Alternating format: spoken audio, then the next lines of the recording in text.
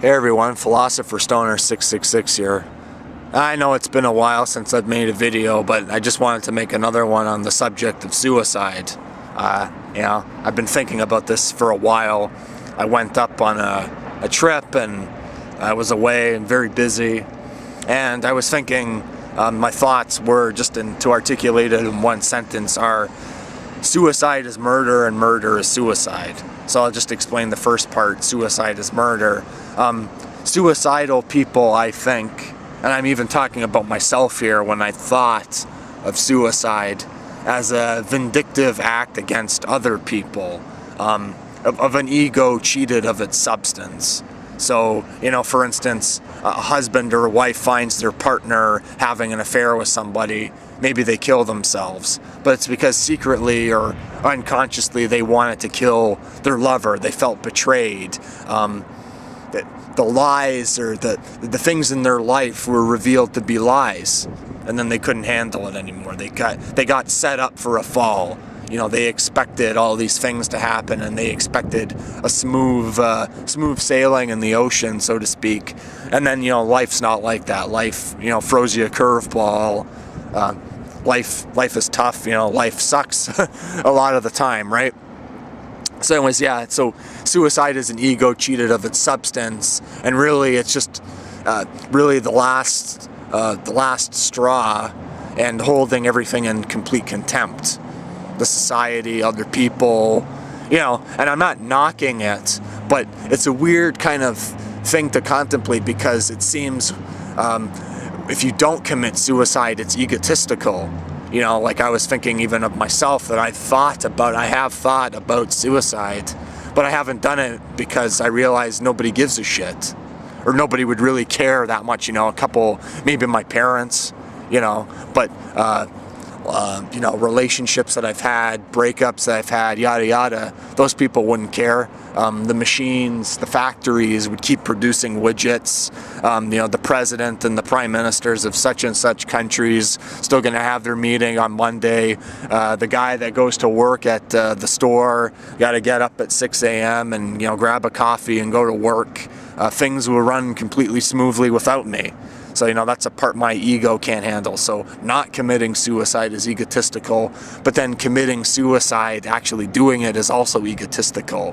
It's like this ego cheated of its substance, where it's like, okay, because I can't get the gratification that I think I'm entitled to, I'm going to just say, yeah, fuck everybody, fuck everything, And I'm not, like I said, I'm not knocking it, but it's a weird thing how it's like either way it is egotistical.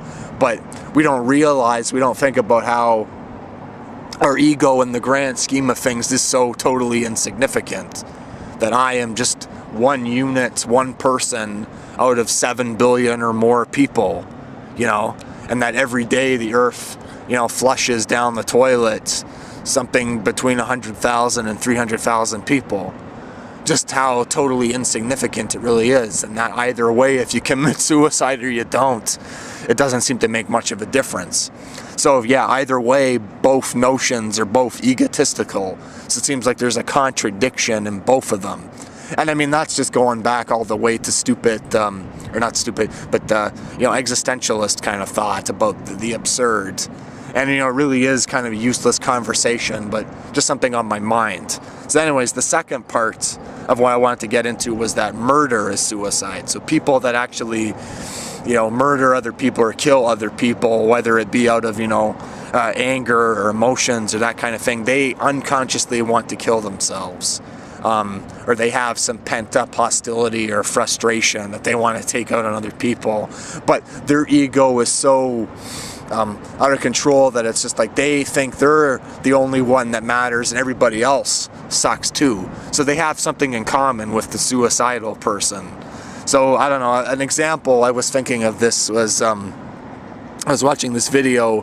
I rewatched it. I'd watched it years ago, called the Iceman documentary. It's about this mafia hitman. His name's Richard Kuklinski. He's dead now, and it's good he's dead, because, he was a monster, total sociopath, psychopath, whatever. Anyway, so he recounts this one story in the interview about one of the worst killings that he did, And he's like, nope, I shouldn't have done this. There was this guy, he's like praying, please don't kill me, please don't kill me. And then he says to him, okay, I'm going to give you 5 minutes and you can pray to God. And if God answers your prayers, I'm going to let you go. And, of course, God doesn't answer the guy's prayers. So he kills the guy and he's like, I shouldn't have done that, is what he says in the interview. Really, I don't know, in a weird sort of way. And you find out the history of this guy, the same old sort of, childhood abuse, like severe childhood abuse. And it's not that all killers or all people that are abused become killers and psychopaths and stuff like that, but that usually every person that has wound up in prison has some sort of history of childhood abuse. Anyways, so basically his philosophy or his worldview is a very bleak one.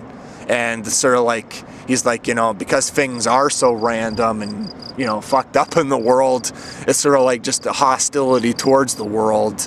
And it's like the privilege of killing other people.